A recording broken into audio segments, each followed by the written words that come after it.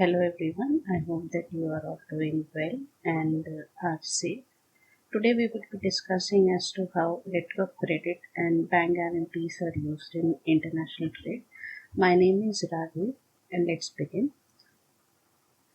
One of the major risks which exporters and importers have to face while undertaking international trade is that it is difficult to establish the creditworthiness of parties involved in the transactions undertaken. To ensure that it doesn't become a hindrance in expansion of trading activities between parties, contracts such as letter of credit and bank guarantees are used by the parties which are there in two different countries. Letter of credit and bank guarantees are often confused with each other. The main purpose of both of the documents is the same. The difference between both of them is that while letter of credit safeguards the interests of exporters, bank guarantees safeguards the interest of importers. These two facilities transfer the funds from one party to another while safeguarding the interests of both parties which are involved in the transaction for undertaking international trade. Let us understand each one of them one by one with help of documents which are required to be submitted. First, we will discuss as to how letter of credit helps the parties in two different countries in undertaking trading activities in a safe manner. Before proceeding further, first let us understand the meaning of a letter of credit. A letter of credit is a document which a bank issues at the request of importer to make a payment to the exporter against the bill of exchange or contract which has been entered into between the importer and exporter. Such payment has to be made as per contract and it is to be made by another bank which is in the country of the exporter. So, in the process of letter of credit, there are four parties which are involved, namely the importer, also known as applicant, the bank of the importer, also known as issuing bank, bank in exporter's country, which can also be referred to as a negotiating bank or correspondent bank, and the exporter himself, also known as the beneficiary of the letter of credit. Let us understand the process of working of letter of credit in detail. The process of letter of credit begins when a contract of sale is entered into by importer and exporter which specifies the terms and conditions which are to be followed by both the parties. After the contract of sale is entered into by both the parties, the importer requests his bank to issue a letter of credit in accordance with the terms and conditions of the contract of sale. Here, the importer is the applicant and the exporter is the beneficiary of the letter of credit. On receipt of request by the importer, the bank issues a letter of credit in name of exporter. The letter of credit has an undertaking from issuing bank that the bills which are drawn under the letter of credit will be paid by it if the conditions mentioned in letter of credit are met. After a letter of credit is drawn, it is sent to the correspondent bank which is located in the country of the exporter and it is requested to them to forward it to the exporter. This process is called as negotiation of a letter of credit and the correspondent bank acts as the negotiating bank.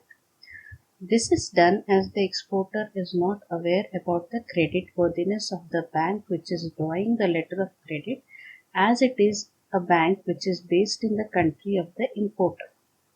When letter of credit is forwarded through a bank which is in the country of the exporter can be assured about the credit worthiness of the letter of credit. As per the terms and conditions which are specified in the contract of sale, the exporter ships the goods to a port which is located in the importer's country and obtains a bill of lading from the shipping company. The bill of lading is a proof that the goods have been dispatched. After that, the exporter draws a bill of exchange in the name of the importer's bank and attaches the bill of lading and other relevant documents which are obtained when goods are shipped, such as insurance document, rate certificate, etc. He then takes them and presents them to the negotiating bank. After checking the documents which are presented against the terms and conditions of the letter of credit, the payment is done against the document once the negotiating bank is satisfied that all conditions are fulfilled. The documents which are presented are taken into custody by the negotiating bank and are forwarded to the issuing bank which is in the country of the importer. Once the issuing bank receives the documents are verified and the payment is done to the negotiating bank. After that, the bank of the importer would intimate the importer about the receipt of the documents and would collect the payment from them and deliver the documents to him so that he could take the delivery of the goods which has been shipped by the exporter. In this way, international trade is facilitated by the banks through the issue of letter of credit as it establishes the credit worthiness of importer to make payments once the contract of sale is undertaken. But one of the problems with letter of credit is that the interests of exporter are safeguarded, but the interests of importer are not fully safeguarded.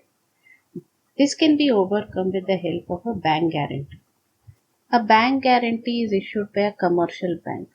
Under this, the exporter's bank would issue a guarantee to the importer of goods that in case if the exporter is not able to meet the terms and conditions of the contract of sale, then the loss incurred by the importer would be compensated by the exporter's bank.